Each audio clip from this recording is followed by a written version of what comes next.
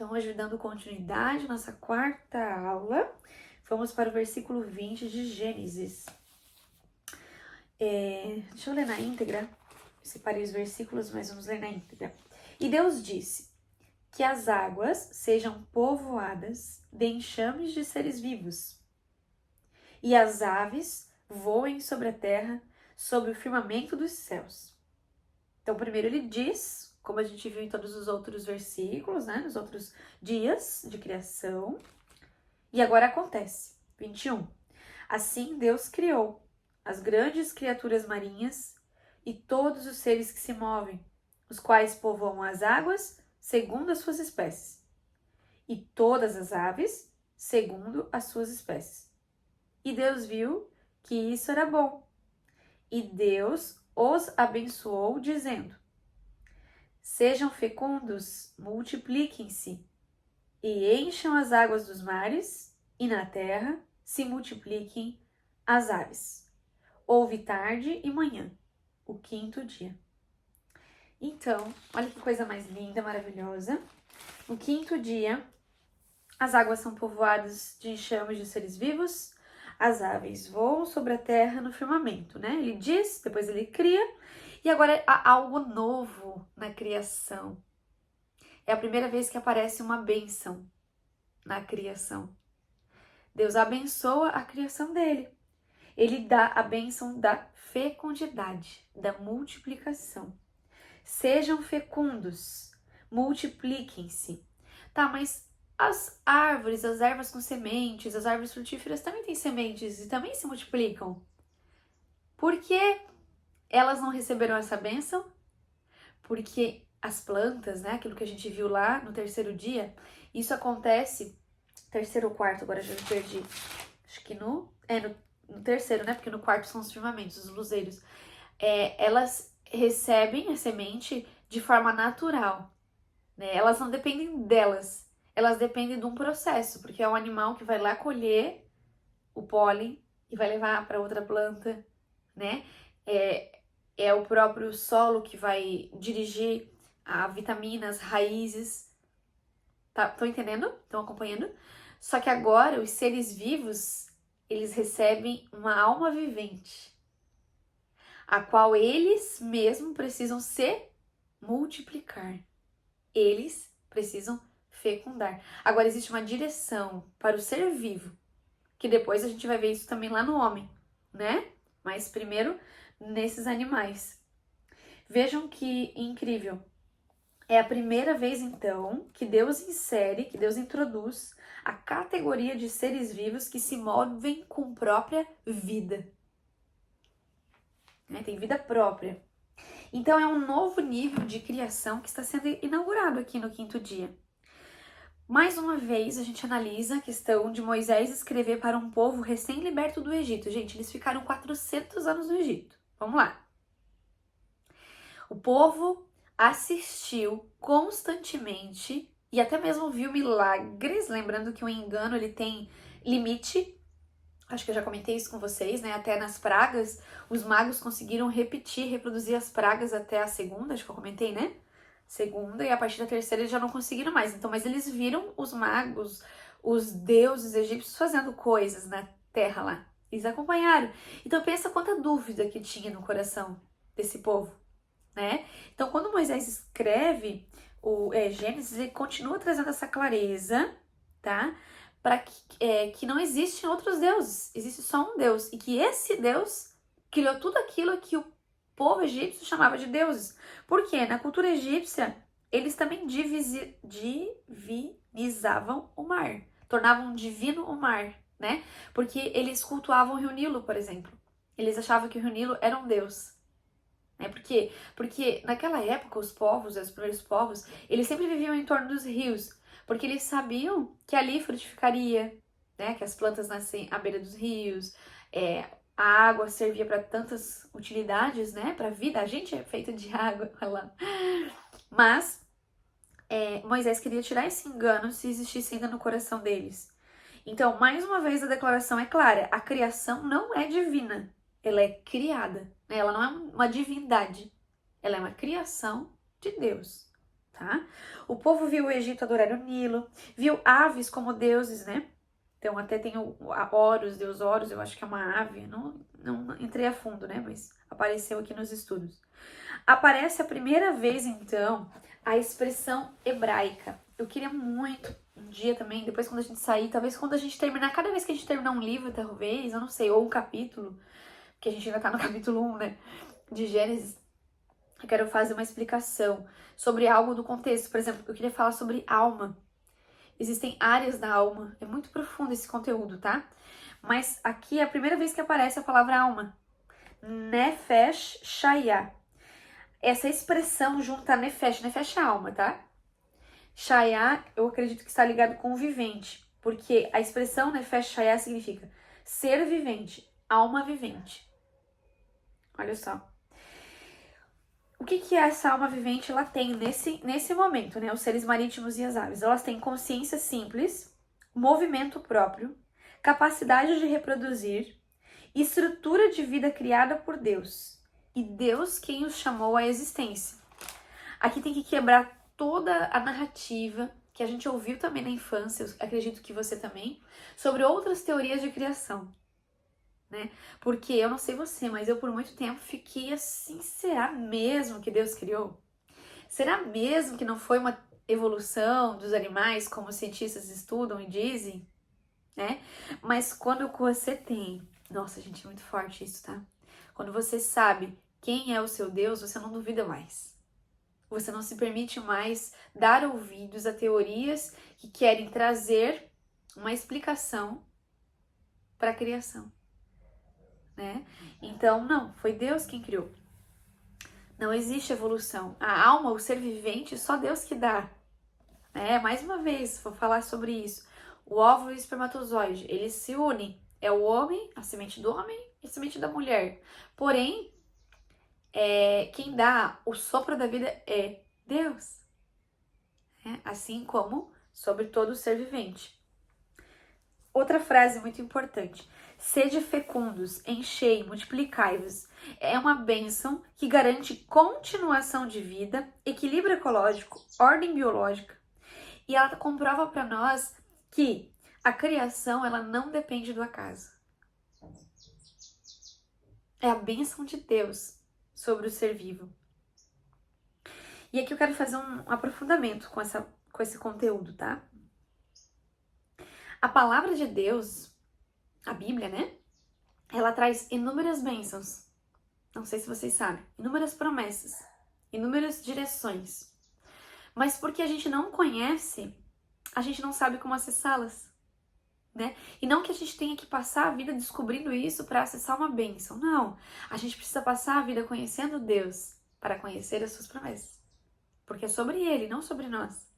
Né? Mas é natural que conhecendo Deus eu conheça as promessas. E eu conhecendo as promessas eu acesse-as. Certo? Aí a pergunta para você anotar, se você quiser. Quais promessas e bênçãos Deus liberou para sua vida e que você não está vivendo? De repente seja uma pergunta que você vai fazer durante essa semana para o Espírito Santo. Para ele te dar essa direção. Né? Para você perguntar para ele, Senhor, eu não consigo, eu ainda não tenho acesso a toda a tua palavra. Talvez você ainda não tenha intimidade com o Senhor, comunhão como você acredita que seria o correto. Não por certo ou errado, mas por entendimento de que você é criatura. E além de criatura, é filha, assumindo Jesus como seu Senhor e Salvador. E tem direito a uma comunhão tão maravilhosa com Deus, que vai trazer paz e alegria para o teu coração, que nada mais importa a partir desse momento, né? E talvez você ainda não tenha isso, talvez você esteja buscando, mas você vai orar ao Senhor para Ele te revelar, Senhor, o que eu ainda não estou vivendo, que você já prometeu para minha vida, né? Às vezes é uma circunstância na tua vida que não tá tão boa, seja ela financeira, casamento, filhos, alguma área que não tá fluindo e que não é porque Deus não gosta de ti, ou porque você não ora o devocional, ou porque você não faz alguma coisa que Deus não tá te dando, não. A graça de Deus, ela é imerecida. Mesmo que a gente não faça nada, Ele vai dar, porque Ele é Deus. Assim como o ar que eu respiro, assim como tudo que ele, né, faz e age na nossa vida, na minha e na sua. Mas no intuito de não acessar a palavra do Senhor e entender o nível de obediência que você tem que estar. Porque a palavra é clara. É impossível agradar a Deus sem fé. E é impossível amar a Deus sem obediência. Só que a obediência, ela tem níveis. Eu não sei qual é o nível de obediência que você tá. Mas conforme você vai caminhando no nível de obediência, as provações, como a gente já falou sobre o deserto, né, elas vêm. Porém, a paz, ela vem no mesmo nível. Por quê? Porque paz não quer dizer, não tem nada a ver com circunstância. Paz, a paz de Deus, ele fala, Jesus fala, eu vos deixo a minha paz, não a paz deste mundo. Por quê? Porque no mundo tereis aflições. Mas a paz do mundo, ela não tem nada a ver com a paz de Deus. Só que o nível de obediência, quanto mais eu vou acessando, mais eu entendo essa paz de Deus. E aí eu entendo o que realmente faz sentido para mim. Mas eu preciso conhecer a palavra. Eu sempre vou trazer isso para você. Por quê? Porque foi isso que Deus me ensinou, tem me ensinado, e cada vez mais eu tenho entendido. Quanto mais eu acesso a palavra, mais eu amo a Deus, porque a palavra é Deus. Certo? Eu estou colhendo bênção ou maldição? Eu quero falar algo muito importante para você também, que está assistindo o vídeo e pensa assim, não, mas a minha vida tá florescendo, tá crescendo, eu tô ganhando mais, eu tenho mais saúde, agora eu casei, ou agora eu tenho um casamento próspero, agora meus filhos são bons, tenho tudo, então tá tudo certo. Veja só o que o Senhor falou no meu coração essa semana. Crescer não significa ser aprovado por Deus. É algo contrário do que a gente já viu aí nessas teorias que a gente já estudou, né? Parece que se eu estou crescendo, eu estou em Deus. Não, não é assim que o Senhor trabalha. O Senhor quer aprovar o teu coração, independente do teu crescimento. Crescer é uma consequência, que talvez não é porque você não esteja sendo aprovado. Então, eu preciso conhecer quem é Deus e como funciona o caráter de Deus. Outra pergunta: o seu DNA é de Cristo?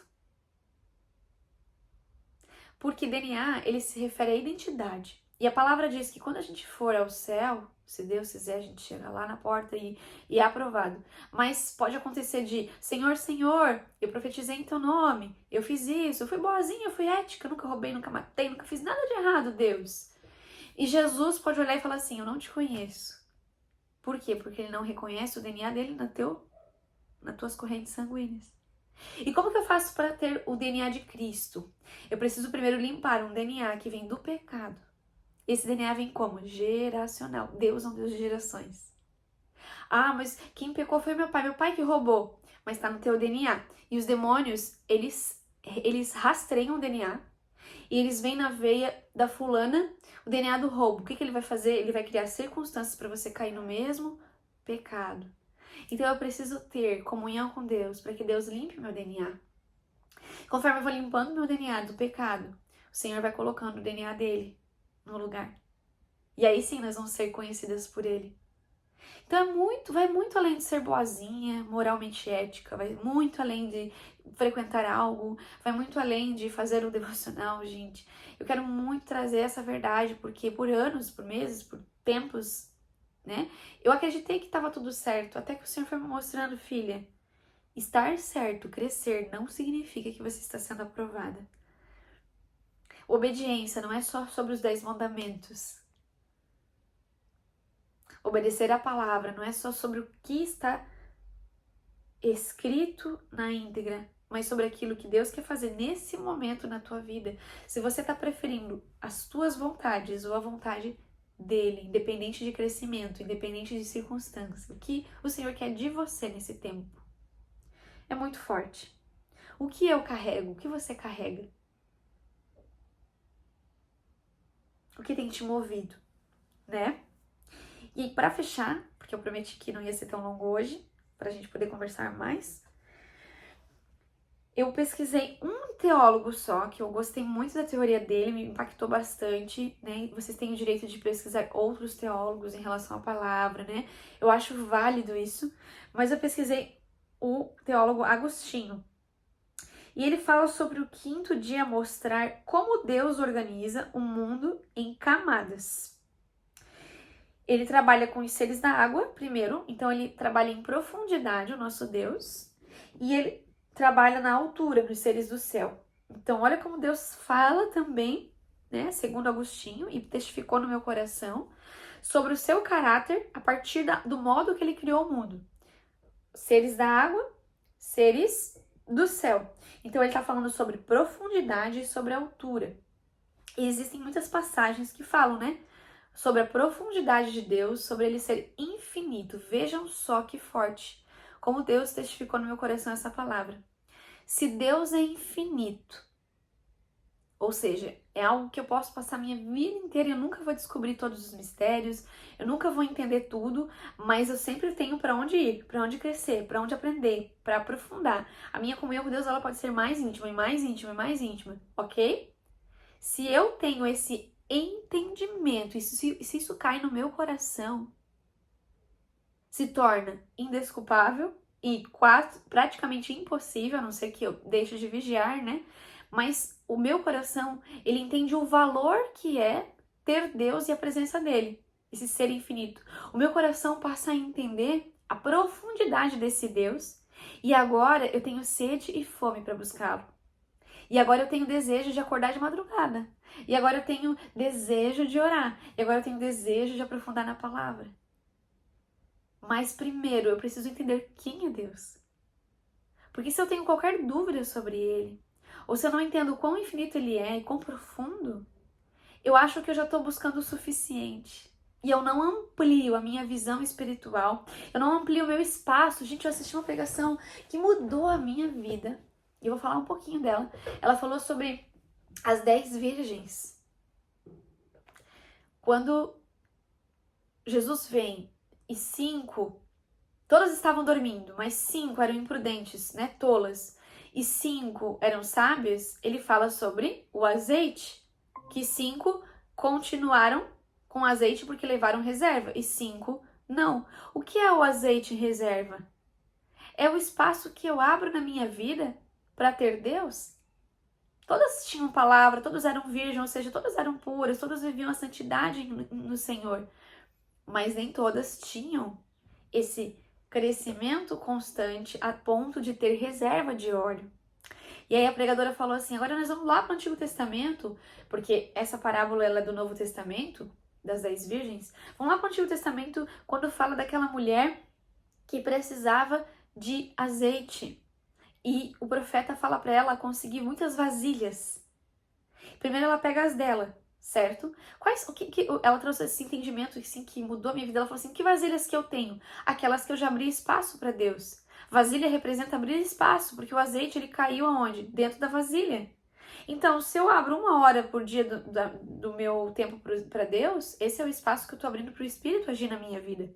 Se eu quero mais espaço, eu preciso pedir as vasilhas dos vizinhos. E aí ela começa a pedir as vasilhas dos vizinhos. E a palavra fala que todas se encheram. O que é pedir as vasilhas dos vizinhos?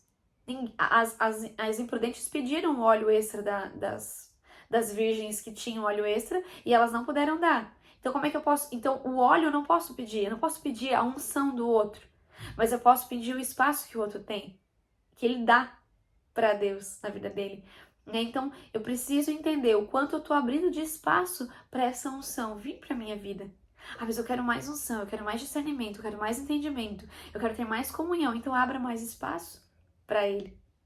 Esse espaço não significa só o tempo, mas realmente o teu coração, a confissão de pecado, o arrependimento, o se lançar diante dele de todo o coração, o renunciar às coisas do mundo, renunciar ao materialismo, renunciar a tantas outras coisas que nos impedem de abrir espaço para ele. Porque se algo ocupa o altar do meu coração, como é que eu vou deixar Deus ocupar esse lugar? Ou é Deus ou é algo. Ah, mas eu não consigo largar meu trabalho. Então, você não tem colocado Deus no altar do teu coração. Ah, mas eu não consigo deixar tal hábito de comer o doce ou de assistir aquela série, a gente já falou sobre isso algumas vezes, né? Então, quem tá ocupando o lugar do teu coração? O não consigo, para Deus, não existe. Porque para Deus tudo é possível. É o quanto de fé que você dispõe que vai fazer com que você consiga. E nessa teologia de Agostinho, as dimensões espirituais de profundidade e altura, elas trazem certos significados que, para mim, valeu ouro. Veja só, a altura corresponde à soberania de Deus, à autoridade de Deus, à sua grandeza, o seu poder, o seu governo e a sua santidade. A santidade de Deus nós nunca vamos alcançar. Mas nós podemos alcançar mais. Sermos melhores. Não melhores por nós mesmos, mas através do Espírito Santo. O único que nos faz melhor é o Espírito Santo, é a graça imerecida de Deus. Se eu achar que sou eu, porque eu faço o devocional, porque eu leio a Bíblia, porque eu estou vivendo o orgulho da obediência. E o orgulho da obediência também é desobediência. Então vejam só, a altura de Deus é como aquele Deus supremo. Porém, tem gente que só vê esse lado de Deus. Eu, quando era mais religiosa, lá atrás, antes de cair no mundo, antes de cair no pecado profundamente, eu era muito correta, moralmente, eticamente, tudo aquela filha, que não era filha, eu era neta, porque a minha fé era dos meus pais, não era minha. Então, enquanto eu vivo a fé dos meus pais, eu ainda sou neta de Deus. Então, não tinha nenhum direito, porque só filho que tem direito à herança, né? Mas lá na religiosidade, lá como neta de Deus, o que eu percebi? Que eu só conhecia essa versão de Deus, eu só via ele como na altura. Eu temia ele só pelo medo dessa soberania. Mas Agostinho vem trazer o outro lado, a profundidade de Deus. E a profundidade de Deus, ela traz a misericórdia, um amor que alcança qualquer um, independente de onde estiver. E eu vivi isso porque eu lá, perdida no mundo, Deus me alcançou. Foi ele, não fui eu. Eu nunca entraria numa igreja de novo. Eu tava tão fora. Deus às vezes me permite me lembrar de algumas coisas. Eu falo, Senhor, como que eu vivi isso? Né? Profundidade, o amor que vai longe. Graça que alcança o pecador onde ele estiver. Intimidade. Né? Então, esse lado de Deus eu não conhecia. Eu não entendia. Não foi me apresentado. E eu, por não ler a palavra, não conhecia. Né? Então, a maioria das pessoas vivem os extremos. Gente, isso aqui é muito sério. Eu preciso que você que vai assistir a gravação também entenda. Tem pessoas que só vivem esse Deus soberano e aí tem medo e até obedece, mas é pelo medo. Não conhece o amor de Deus. Não conhece Deus como Pai.